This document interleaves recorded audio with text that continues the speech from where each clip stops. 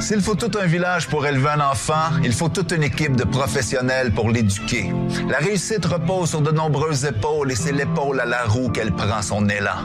Pour aider les jeunes, soutenir les profs et les parents, rien de pareil que des expertises incarnées pour réaliser le plein potentiel de l'avenir du monde, l'accompagner, le soutenir, le conseiller, l'aimer et le penser. Des professionnels dans vos écoles, il y en a plus que vous pensez. Aucune promesse du bout des lèvres pour adapter l'école aux élèves, même aux élèves en difficulté, en grand besoin d'inclusion. Les voix des pros s'élèvent. Il n'y a pas qu'une voie vers la diplomation et tous les chemins ne mènent pas aux mêmes destinations. Pour dépister, coopérer, analyser, développer, promouvoir et planifier, on peut se fier aux valeurs qu'ils portent, aux couleurs qu'elles apportent au cœur de nos institutions. Paradoxalement, prendre un pas de recul permet une certaine altitude. En cette semaine des professionnels de l'éducation, brandissons notre gratitude. Pour les animatrices, les conseillers d'orientation et les conseillères à l'éducation préscolaire, solaire, ils éclairent nos jeunes. Comme les ergothérapeutes, orthophonistes ou nutritionnistes, les psychologues, les travailleurs sociaux. Hey, c'est ma gang, ça! Les orthopédagogues, les psychoéducatrices, pour nos enfants spéciaux, il en faut des spécialistes. Tu penses qu'on a fait le tour? Oublie ça. Je peux même pas tous les nommer. Il y en a tellement qui valent le détour. Il y a même des agents de gestion financière qui côtoient des conseillers pédagogiques, des bibliothécaires, des analystes, des ingénieurs et des architectes. Des architectes? Eh ouais, il faut de tout pour faire l'école et refaire un monde. L'arborescence des expertises se tisse par vocation, un engagement profond, enracinés. Ils y sont pour le sens, le cœur à la bonne place. Avec toutes les coupures et les coups durs, je te jure qu'on reste pas dans ce système-là pour la pièce. Alors, les deux mains dedans, dans le quotidien, ils connaissent leur clientèle, leurs ressources et les besoins. Personne n'est mieux placé que les pros dans le milieu pour prendre soin, voir aller, établir les ponts et les collaborations avec les parents, les enseignants et l'équipe école. On serait fou de s'en priver, de passer leur rapport sous silence. Ils élèvent le réseau public, tout un macrocosme, une nébuleuse de pros, tous et toutes à placer l'élève avant tout, à tendre vers le haut, toujours plus loin, d'une seule voix, demander les moyens de changer le monde, un élève à la fois.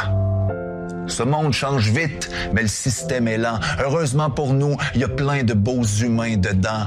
Aidez-nous à leur donner la reconnaissance et de l'élan. Je vous invite à prendre un moment, ici et maintenant, dans vos propres mots, en personne, en commentaire, en prose ou en vers, pour dire merci à un pro, à une professionnelle qui fait la différence dans votre univers scolaire. Car même si leur travail se fait parfois dans l'ombre, ils portent et elles y apportent leur lumière.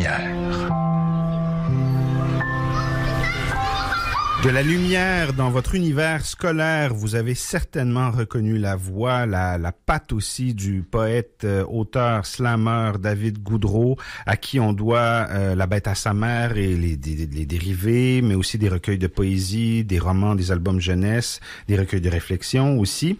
Ce poème-là, David, il a été composé à l'occasion de la Semaine des professionnels de l'éducation, qui se déroule jusqu'à demain, et c'est une initiative de la Fédération des professionnels de l'éducation du Québec, qui est une organisation qui regroupe des syndicats qui représentent toutes sortes d'employés dans les écoles. Ça va des conseillers pédagogiques aux bibliothécaires, en passant par les psychologues, psychoéducateurs, orthophonistes, orthopédagogues. Il y a même des ingénieurs dans cette unité syndicale-là. Absolument. Des architectes. Des architectes aussi. Je capotais quand j'ai appris ça, qu'on avait des bibliothécaires et des architectes dans la même gang.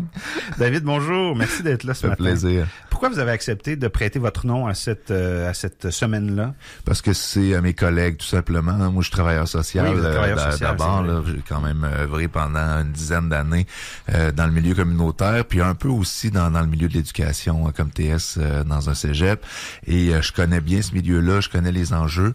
Et en même temps, je dirais que c'est un peu un placement, parce que moi, j'ai 2 enfants qui sont au primaire en ce moment dans le réseau public. Donc, je me dis, si je suis capable d'aider les pros de l'éducation maintenant, ben peut-être que mes enfants vont en profiter dans 2, 5, 10 ans, parce que c'est des gens qu'on croise longtemps sur le parcours scolaire, puis qui font une méchante différence, et qu'on oublie souvent, non seulement de reconnaître, de célébrer, mais tout simplement de considérer, parce que on a associé, j'ai l'impression, dans l'imaginaire collectif, l'éducation égale l'enseignement. Ouais. Puis on sait que c'est pas facile pour les enseignants, qu'il y a des enjeux au niveau de l'enseignement. Puis on s'arrête là, alors que non seulement le problème est plus grave que ça dans nos écoles, mais les professeurs ont besoin du soutien, ont besoin de l'encadrement, de l'apport incroyable des pros de l'éducation. Puis quand on prend le temps d'y réfléchir, on se rend compte qu'on a tous et toutes, d'une façon ou d'une autre, profité de l'aide des professionnels de l'éducation. Puis moi, c'est mon cas. Donc, quand on m'a tendu la perche, tout de suite, ça a été oui. Tu sais, parfois, c'est moins évident. Là. Tu sais, je me demande, bon, à quel point est-ce que les skidoo, BRP... exactement. Ouais, à quel point je peux représenter. Rien contre Bombardier, mais... puis j'ai même déjà, pour l'anecdote... il y a des gens dans mon entourage qui en sont toujours pas revenus, mais j'ai même refusé une collaboration avec une multinationale pour faire de la promotion de l'eau. Tu sais, on disait, ouais, mais c'est de l'eau, c'est bien, ouais, mais c'est de l'eau en bouteille, puis c'est une multinationale, puis ça résonne moins. Vous portez une attention à ça valeurs. quand même quand on fait une proposition. Exact. Là. Voilà, la vraiment. finalité sociale d'organismes qui vous sollicitent, ça compte. Exact. Puis pour les pros de l'éducation, ça s'est réglé dans la minute. Là. Ben non, c'est clair. C'est des collègues. J'en connais personnellement. J'ai plusieurs amis qui doivent se battre pour faire reconnaître leurs droits comme conseiller d'orientation, comme psychoéducatrice. Moi, personnellement, j'ai eu l'aide d'orthophonistes. Quand vous étiez jeune, ouais. On oublie, mais les orthophonistes aussi font partie des pros de l'éducation. Puis on a... Ça fait quoi un orthophoniste? Parce que c'est pas tout le monde qui a affaire à un orthophoniste. Vous avez des ça a un lien avec l'élocution? Exactement, c'est des langage? problèmes de diction. Des problèmes de diction. Moi, en première année, je zézayais. Je parle encore un peu du nez, mais c'est parce que j'ai le nez cassé, c'est autre chose. Puis c'est pas l'orthophoniste qui me l'a pété, je vous rassure. Tu vas comprendre. Les orthophonistes, c'est beaucoup au niveau du langage, évidemment, donc c'est aidé, mais pour différentes raisons. Puis moi, notamment, je zézayais, mais j'ai commencé à bégayer aussi, puis c'était, je crois, pour des raisons très psychologiques. Je vivais l'aliénation parentale, divers stress, tout ça comme enfant. Puis j'ai l'impression que ça se pitchait dans le langage. Puis donc, l'aide professionnelle de l'orthophoniste, probablement, a aidé de façon préventive à ce que je développe pas d'autres troubles de comportement ou d'autres détresses psychologiques ou peu importe. T'sais. Donc, on peut pas toujours quantifier la portée de cette aide-là des pros de l'éducation. Sur le coup, exactement. exemple, mais on est dans un système qui est de plus en plus dans la reddition de comptes. Il faut pouvoir le quantifier, il faut diminuer les listes d'attente, il faut toujours en faire plus avec moins. Puis dans les écoles, on le sait, alors que combien de fois on a répété que l'éducation est une priorité, que nos enfants sont l'avenir du monde et tout ça. Mais concrètement, ça, on le voit pas. Il y a plein de pros qui travaillent dans des mini-bureaux qui doivent partager, qui ont des conditions de travail super difficiles. Puis, après, c'est l'enfant en bas là, qui paye pour, qui n'a pas le service de qualité dont il aurait besoin. On a aussi 1000 postes vacants en ce moment de professionnels. Donc, ça veut dire il manque de monde. On rend pas le travail attrayant là, quand on leur donne des conditions comme ça. Ça permet pas de former des stagiaires, de donner envie à d'autres professionnels de venir dans le réseau public. Et pourtant, on le sait, c'est démontré clairement, les professionnels qui sont dans le réseau public sont beaucoup plus efficaces que ceux qu'on va engager du privé pour venir donner les services ou réduire les listes d'attente. D'agence, vous voulez dire. Ouais, parce qu'ils sont dans le milieu, ils connaissent, les jeunes connaissent le milieu, surtout ils connaissent le personnel de l'école, les enseignants, la direction, ils peuvent installer des choses qui peuvent aider concrètement, les jeunes. Donc, j'ai l'impression qu'il faut être conscient comme population qu'on a besoin des professionnels de l'éducation. Tant mieux si on peut profiter de la semaine pour leur donner un peu de reconnaissance. Moi, j'encourage les gens à aller voir la vidéo que la Fédération a produite, puis écrire un petit commentaire, puis si possible, même identifier c'est qui les professionnels qui vous ont aidé. Ça fait une différence pour vrai. Là. Ça va mettre un sourire d'en face de la psychoéducatrice, même la bibliothécaire, peu importe, de l'argent même au niveau de la finance, tu sais, qui fait un bon travail, puis que tu te retrouves pas pogné comme avec la gang avec Phoenix, là, tu sais, que t'es payante, puis que t'as quelqu'un à aller voir. Tous ces gens-là sont importants, puis il faut leur donner de la reconnaissance, non seulement pour les garder mobilisés, mais pour rendre leur travail plus attrayant, parce qu'on a besoin de relève. Puis en ce moment, c'est un vrai problème, là. Il y a des postes vacants.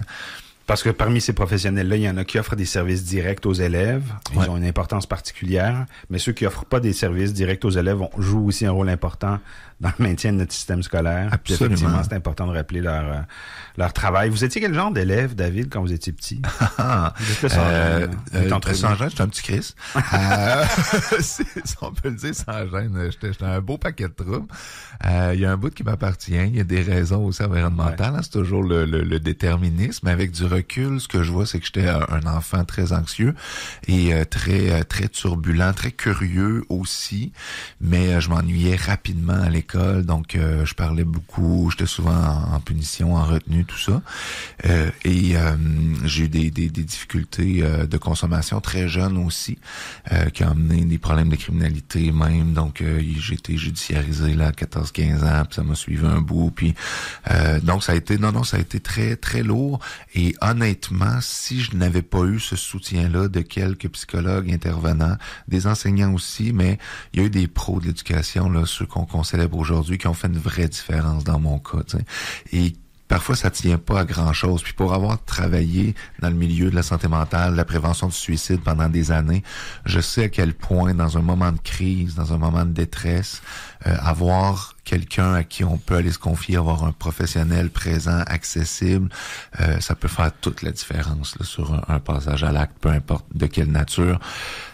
Alors, il faut rendre ces gens-là disponibles. T'sais, moi, ça a fait la différence, puis je suis convaincu que ça l'a fait au quotidien au Québec dans plein d'écoles. Vous avez eu un bout de rough, vous le dites, à 14-15 ans. Est-ce que, subséquemment, après, il y a un moment donné, vous avez comme raccroché à l'école? Est-ce qu'il y a eu une année dans votre parcours scolaire où il y a eu un déclic, puis où vous avez commencé à aimer ça, apprendre à l'école? Ah, mais j'ai toujours aimé apprendre. Ça, ce bout-là, il y avait aucun problème. Quand il y avait des profs qui trouvaient la façon de susciter mon intérêt, ou quand c'était tout simplement la matière qui m'intéressait, ça, il y avait pas de problème. Mais c'était plus au niveau d'apprendre à gérer mes comportements, puis éventuellement à gérer les problèmes de consommation. Ça a été sur des années, là, même jusqu'à l'université. Là, oui, non, c'est malheureusement, ça a pris beaucoup de place. Je consommais tous les jours de 14 à 28 ans. Là, donc là, ça fait 16 ans que j'ai rien consommé. Ouais. La vie est beaucoup plus belle, beaucoup plus facile, puis surtout, elle a plus de sens. Puis ça me permet justement non seulement de faire résonner ma voix, mais rayonner des causes qui me tiennent à cœur. Puis aujourd'hui, la vie a du sens. Quand j'étais jeune, elle en avait pas tellement. Puis je pense qu'il faut garder en tête, tu sais, si on fait juste regarder les statistiques au niveau des jeunes qui se questionnent sur leur orientation sexuelle, qui vivent des deuils, qui développent des programmes de santé mentale, tous ces gens-là qu'on met ensemble dans des grosses boîtes de ciment qui sont parfois très belles, on salue les architectes, mais pas toujours. Très laides aussi. Ça ressemble souvent à des centrales nucléaires ou à des centres de détention. C'est des centres de détention. Enfin, moi, je me promène beaucoup dans les prisons. Parfois, c'est juste une question de barbelés. C'est pas notre fort au Québec construire des belles écoles. Il y en a quelques-unes quand même. Des collèges privés souvent, mais... Bon, on regardera ça pour on va chicaner avec la réalisation. On a un metteur en ondes qui est en train de faire une crise, là. Mais c'est ça, donc il y a vraiment un rôle social joué par les pôles d'éducation que l'on doit appuyer comme citoyen. Puis ça va à plusieurs niveaux. Je pense qu'il faut maintenir une certaine pression sur le gouvernement d'un point de vue structurel pour les pousser à donner des conditions intéressantes, à rendre le travail plus attrayant. Il y a aussi comme parents peut-être reconnaître ceux qui aident nos enfants et comme citoyens ne serait-ce que considérer leurs demandes, leurs revendications. Puis cette semaine, c'est la semaine pour le faire puisqu'on les célèbre. Je veux qu'on parle de belles lettres un petit moment, David. Il y a un recueil collectif qui s'appelle Ta langue qui est sorti en octobre, je pense. Il y a quelques semaines à peine. Ouais. Vous en avez dirigé la colligation. Là. Il y a une douzaine d'auteurs, 12 auteurs québécois très connus, auteurs-autrices qui ont contribué à ça. C'est des textes dans lesquels ces gens-là parlent de leur amour de la langue, mais de leur langue, la langue qui est parlée ici. Est-ce que c'était votre idée, ce livre-là? Je tiens à préciser, pas que de l'amour. Hein. On est très critique. Pour moi, quand j'ai accepté, parce que c'était pas mon idée, c'est vraiment le dictionnaire Le Robert, qui a décidé d'avoir une antenne au Québec. Québec, donc d'avoir le Robert Québec, ce qui est déjà génial parce qu'il n'y a pas des antennes du Robert dans toute la francophonie. Donc, il y a une reconnaissance de la particularité du français québécois. Donc, déjà, moi, ça m'enthousiasme. L'année d'avant, il m'avait rentré dans le dictionnaire, ce qui, je trouve que je suis un peu jeune. Ça m'a expulsé de la relève officiellement. Oui, je suis quand même très heureux. C'est un honneur. Mais d'après moi, c'est un piège parce qu'ils m'ont rentré dans le dictionnaire, puis après, ils reviennent, 6 mois après, puis hey, est-ce que tu dirigerais le premier? D'après moi, c'était une façon de m'amadouer. Mais j'ai accepté parce qu'évidemment, la langue française au Québec, c'est extrêmement important pour moi. Il y a des enjeux nationaux plutôt, qui sont vraiment primordiaux. Puis, j'ai dit, OK, je vais le faire, mais ce sera pas justement une espèce de livre sur les belles anecdotes québécoises où vive la langue. Là. Je voulais vraiment avoir une diversité de points de vue. Je me suis même battu au début, il devait y avoir 10 plumes qui m'accompagnent. Je me suis dit, non, j'en veux au moins 12 parce que je veux une représentation des Premières Nations, je veux une représentation acadienne, je veux la parité, je veux des gens qui représentent les Anglos aussi. Donc, je voulais beaucoup et ils ont accepté et ça a fait un livre. Honnêtement, c'est rare les projets sur lesquels je peux dire ça, mais qui arrive plus loin, qui est meilleur que ce que j'espérais. Il y a vraiment des textes puissants là-dedans, ça va dans tous les sens. Stéphane Bureau, très critique sur la pensée, Michel Tremblay sur les sacs, Edith Butler qui fait un texte incroyable sur l'histoire acadienne, le français, le chiac. C'est comme, wow, en 12 pages, j'ai compris l'Acadie mieux que je ne l'avais jamais comprise d'aucune façon avant. Puis Maya Cousineau-Molène, tout son rapport Innu québécoise. Donc, c'est vraiment, vraiment un bon livre, ta langue. Et je le recommande chaudement. Tous ceux qui ont un intérêt pour le français québécois, qui se questionnent sur l'avenir de la langue, à un moment où ça devient de plus en plus critique et que notre gouvernement, qui parle des deux côtés de la bouche en même temps, comme on dirait, coupe dans la francisation de façon absolument honteuse, stupéfiante, injustifiable. En ce moment, il y a beaucoup de profs qui se battent pour défendre les programmes de francisation. Je suis à 1000% derrière eux. Ça n'a aucun sens. Déjà, au niveau de l'intégration des nouveaux arrivants, il faut absolument maintenir les services de francisation, même les augmenter. Et là, on coupe dedans. Moi, je comprends vraiment pas là, cette stratégie-là du gouvernement en ce moment-là. En fréquentez-vous beaucoup d'auteurs, autrices dans votre vie mondaine, j'allais dire, en tout cas dans votre vie de tous les jours? Ah non, j'ai pas tellement de vie mondaine, premièrement. Quand je suis pas sur scène, non, pas sérieusement, quand je suis pas sur scène pour le spectacle, en marge du texte, je suis chez moi avec mes enfants. Ouais. J'ai plusieurs bons amis dans le milieu littéraire, mais la vie littéraire en tant que telle me répugne plus qu'autre chose. C'est vrai, ouais? Ouais, je dirais même que mon amour pour la vie littéraire est inversement proportionnel à mon amour de la littérature, puis j'aime beaucoup la littérature. Donc, le milieu littéraire. Dans la vie littéraire? Ah, ben, c'est de l'entre-soi, là. C'est beaucoup de l'entre-soi. On pense un peu pareil, tu sais. Tout le monde a la diversité à la bouche, mais dans les faits, quand tu regardes la production, les livres qui sortent, on est pas très mal. Uniforme. Très uniforme. Puis oui, c'est des clics, là. Puis ça, en même temps, c'est correct, là. Moi, j'ai pas envie de comment je dirais, mais il y a effectivement moins d'une vraie diversité dans le milieu littéraire québécois qu'en France, par exemple, pensez-vous? Je sais pas. Je vais en France de temps en temps. Je connais pas le milieu littéraire en tant que tel. Je sais que leur production littéraire nous rentre dedans beaucoup ici dans la nôtre, puis que c'est difficile de vendre des livres au Québec. Exactement. À cause de... Ouais. Voilà. Puis s'ils sont bons, ils sont bons. Oui, absolument. Sauf que nous aussi, on est bons, mais on rentre pas là-bas.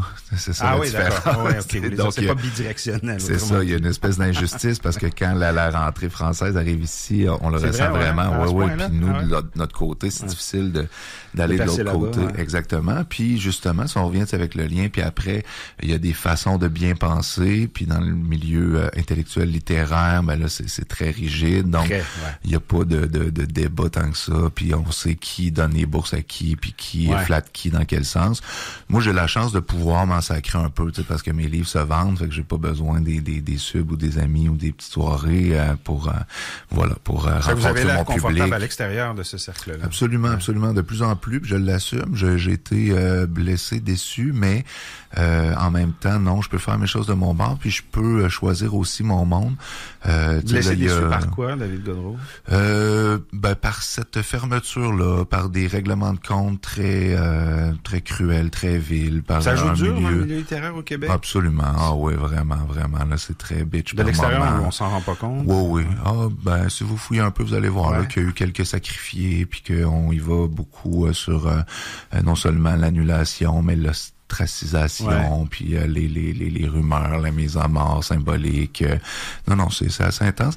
Mais en même temps, tu vois, moi, je peux en vivre quand même parce que je vends des livres, je rencontre des gens, j'ai des lecteurs. Des Québécois, vous vendez beaucoup. Exact. Vous avez un gros nom de la littérature au Québec. Puis là, j'ai pu accompagner Geneviève Rioux, ma conjointe, qui publie son premier roman cette semaine, c'est Même pas morte, qui est un roman incroyable sur lequel j'ai pu faire du travail d'édition. J'organise la Grande Nuit de la poésie avec J.F. Letourneau, Richard Séguin, fait que je peux inviter des gens là aussi. Donc, c'est comme si j'ai mon terrain de jeu à moi dans la littérature à côté, puis je regarde les autres faire, puis parfois je me dis que je suis très bien dans mon terrain de jeu avec mes amis, avec Normand Baillargeon, avec Francis Ouellette, avec Geneviève Rioux, avec Hélène Dorion, Patrice Desbiens. J'en ai plein d'amis qui me nourrissent et qui me font réfléchir, mais... Vous avez votre petit micro-monde littéraire à Exact. Dans lequel on essaie de ne pas verser dans la haine, le règlement de compte et le fiel. Tout simplement. Intéressant tout ça. David, important de mentionner que vous serez ce soir à Lévis, au vieux bureau de poste. Oui, mais c'est complet, malheureusement. C'est complet, c'est vrai. En fait, je voulais le mentionner pour rappeler que vous serez quand même de retour dans la région pour présenter le même spectacle au printemps. Exactement. Puis à l'automne, je vais être, je pense, au Petit Champlain ce printemps. Je vais être à l'automne, je reviens pour une autre supplémentaire au Grand Théâtre de Québec. Je viens souvent dans la région. Moi, j'adore Québec, j'adore la région de Québec. Spectacle qui mélange littérature et humour. Exactement. Avec Geneviève Rioux en première partie, c'est produit par Spectra, donc c'est mon premier spectacle vraiment avec des moyens, là, des jeux d'éclairage, de l'audio qui embarque. Je fais rayonner les mots de Régent Ducharme, Anne Hébert. J'ai même ajouté un peu de piano. J'ai appris le piano pour ce spectacle-là, donc j'ai 5 morceaux au piano. Je fais du Gauvreau aussi, quelques-uns de mes textes évidemment, mais je célèbre vraiment la littérature au sens plus large. Là, c'est pas seulement moi qui déclame mes textes. Il y a des numéros très humoristiques, puis des numéros hommages à nos grands textes. Puis je pense qu'on a réussi avec cette mise en scène-là à montrer la grandeur et la puissance de certains de ces textes-là. Voilà. Les gens qui veulent vous voir sur scène n'ont qu'à se tenir au courant de vos activités pour les mois qui viennent. davidgoudreau.org sur mon site, tout est là, les dates et tout. Dans la région au printemps et à l'automne prochain. Merci beaucoup, David, d'avoir été avec nous ce matin. Un grand plaisir, à bientôt. À bientôt. Bye bye.